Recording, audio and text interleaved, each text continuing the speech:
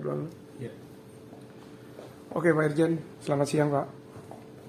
Pak Irjen, melihat sidang Nikita kemarin yang begitu ramai dan bisa dikatakan viral, gimana sih Pak Irjen sebagai seorang pakar hukum melihat persidangan Nikita itu yang kemarin bisa dikatakan ada sedikit kegaduhan dan kericuhan dari aspek hukum Pak?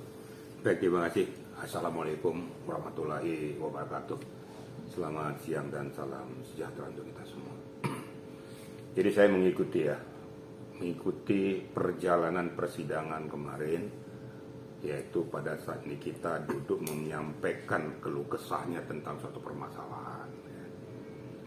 Kemudian suatu hal yang manusiawi, dia meminta penangguhan penahanan kena berlatar belakang keluarganya, anaknya dan lain sebagainya. Itu manusiawi aja. Cuma etika dan caranya juga perlu diatur. Tidak perlu teriak-teriak di pengadilan. Karena pengadilan itu mengatur sistematika, prinsip, dan aturan main ketertiban di pengadilan. Jadi saya luruskan dulu gitu. Nah, di sini yang saya sesalkan, seorang Nikita kan meminta supaya jelasnya suatu perkara seperti apa yang saya sampaikan. Ternyata dia untuk sementara yang kita tidak tahu flash listnya isinya apa, ini sebagai bukti percakapan antara Reza dan GPU. Diminta supaya diputarkan, visualisasi biar didengarkan. Menurut hemat saya itu sah-sah saja, ya. Seharusnya kan namanya sidang pengadilan kan terbuka, ajang pembuktian. Kalau sudah ajang pembuktian, segala sesuatu berkaitan yang ada irisannya dengan peristiwa itu harus dibuka selebar-lebarnya. Yang sangat saya sayangkan, kenapa tidak diperbolehkan Nikita untuk meminta diputarkan itu. Kita kan pengen lihat isinya apa. Ini kan fakta persidangan. Kalau memang mau diputarkan dengan sidang tertutup, silakan. Tapi kan ini kan terbuka untuk umum, sudah terbuka. Harusnya berikan dong kesempatan dengan Nikita untuk membela dirinya dengan situasi ini. Bahwa ternyata terjadi situasional yang di luar dugaan daripada kita semua. Dan kita juga nggak ngerti apa sih isi percakapan itu? Nah, justru dengan tidak diperbolehkan memutar itu, timbullah syakwa sangka. Dari publik timbul kecurigaan, berarti ada sesuatu yang ditutupi. Dan ingat, itu adalah hak daripada Nikita. Hak sebagai pribadi dia untuk minta keadilan. Kenapa tidak diberikan keadilan kepada Nikita untuk meminta supaya majelis memutarkan itu? Bakal ditinggal. Ini yang saya sayangkan. Istilahnya dampak hukumnya akan bermuara kepada tanggapan pandangan masyarakat yang berbeda-beda. Kalau saya sebagai pribadi, sebagai seorang yang mengerti hukum, saya juga sangat sayangkan peristiwa itu. Seharusnya harus dibuka. Dibuka saja, biar jelas. Jadi tidak ada dusta di antara kita. Nanti kalau seperti kayak gini berarti seolah-olah ada tebang pilih. Seolah-olah bahwa dia sudah mendapatkan bukti ini untuk menjelaskan kepada majelis yang terhormat di hadapan sidang terbuka, ya, karena sini kan saya katakan sekali lagi, di sini uji pembuktian, kan uji pembuktian harus terbuka, ya. Nah, ternyata diberikan salah satu uji pembuktian ini tidak diperbolehkan. Ada apa? Kalau saya mencermati ini sangat saya sayangkan peristiwa itu. Kira-kira, ya. Kemudian Pak Irjen, apakah tepat langkah hakim yang meninggalkan ruang sidang begitu Niki memberikan bukti flash disk itu? Ya kan saya katakan sangat saya sayangkan. Harusnya kalau sidang dibuka ya sidang ditutup. Kan gitu. Kan sidang dibuka diketok palu toh. Kalau sidang ditutup juga ketok palu kan. Nah, jangan pada saat dia minta kayak gitu terus ditinggalkan. Loh, ini kan sidang. Ya sidangnya harus betul-betul ada mekanismenya. Saya juga nggak ngerti kenapa majelis hakim meninggalkan ruangan itu, meninggalkan seorang Nikita yang minta perlindungan hukum juga. Nah, namanya perlindungan hukum berlaku bagi siapapun, bukan hanya sepihak. Hukum tidak ada keberpihakan karena unsur pribadi. Hukum adalah hukum. Law is the law. Dan diperlukan true of law.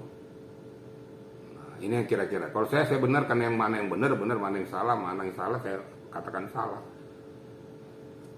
Kalau ini kita minta haknya, syah.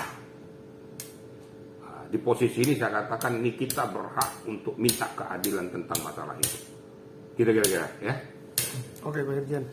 Pak Irjen, gimana yang melihat mungkin Nikita sempat emosi kemarin karena mungkin dia merasa dia punya bukti tidak ditanggapi. Kedua juga gimana dia yang meminta penangguhan penahanan kepada JPU karena dia ngerasa dia punya anak gitu. Dia butuh untuk mungkin merawat anaknya gitu. Seperti apa Pak Irjen? Loh, kok namanya meminta penangguhan penahanan kan sah-sah saja secara hukum. Cuma kembali lagi, apakah dikabulkan atau tidak, itu kan tergantung JPU-nya yang menilai. Makanya ada hak subjektif. Dia tidak mengabulkan bisa saja menurut penilaian pengamatan daripada JPU, dikhawatirkan akan melarikan diri. Dikhawatirkan akan menghilangkan barang bukti, dikhawatirkan akan mengulangi perbuatannya lagi. Makanya dengan pertimbangan-pertimbangan inilah kemungkinan JPU tidak meluluskan permohonan penangguhan penahanan.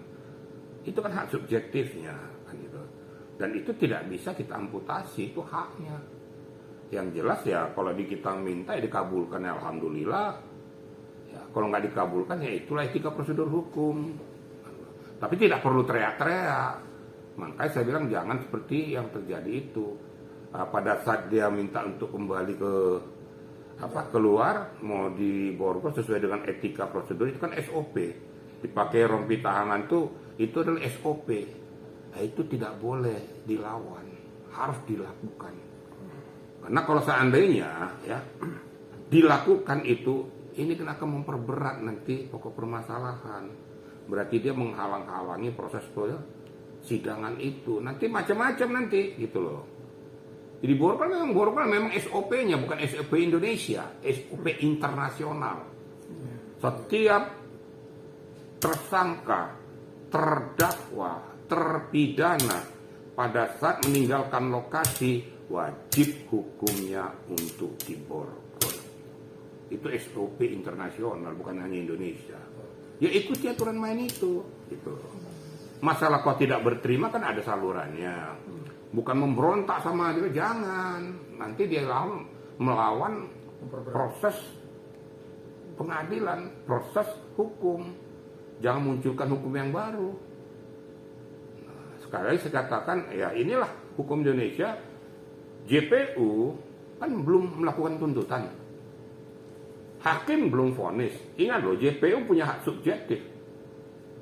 Hakim punya hak subjektif. Ini hati-hati gitu loh. Pada saat karena melawan membuat gaduh persidangan, menghambat persidangan, tidak sopan di persidangan, ya. Kemudian membuat proses persidangan jadi terhambat. Itu kan hak daripada JPU dan hakim, akibatnya diperberat hukuman itu, vonis itu. Tuntutannya diperberat. Iya bahaya, hati-hati gitu loh. Maka saya bilang hati-hati. Nah, sekarang nggak usah contoh lah. Penyidik ngeyel juga dia. Ya. Tadinya harusnya kita bisa nggak usah ditahan. Dibikinnya pasal berlapis. Nah, makanya hati-hati saya bilang itu. Kebetulan mereka yang memegang kunci hukum pada saat itu. Hanya saya berharap kepada pemegang kunci hukum itu berlakulah yang adil. Berlaku sama kepada siapapun. Salah katakan salah, benar katakan benar. Kalau memang butuh perlindungan, lakukan perlindungan kepada yang bersangkutan. Karena walaupun dia tersangka, terdakwa, terpidana, dia juga perlu dilindungi. Itulah hak asasi manusia. Paham kira-kira media ya? Satu lagi, Pak Irjen, bagaimana dengan upaya langkah hukum yang akan pihak Niki tempuh mendatangi komisi yudisial? Apakah itu tepat atau bagaimana? Nggak ada salahnya. Ya, salahnya. Ya.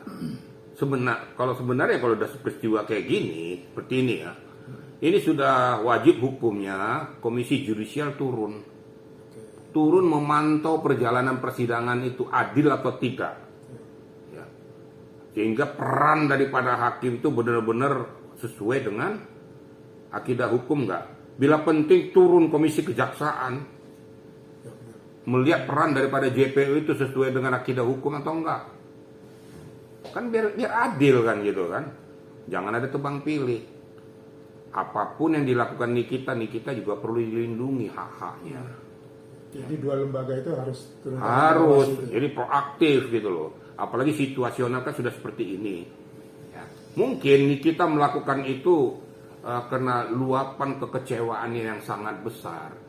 Di luar kehendaknya, di luar pemikirannya terjadilah peristiwa itu, manusiawi menurut saya. Ya.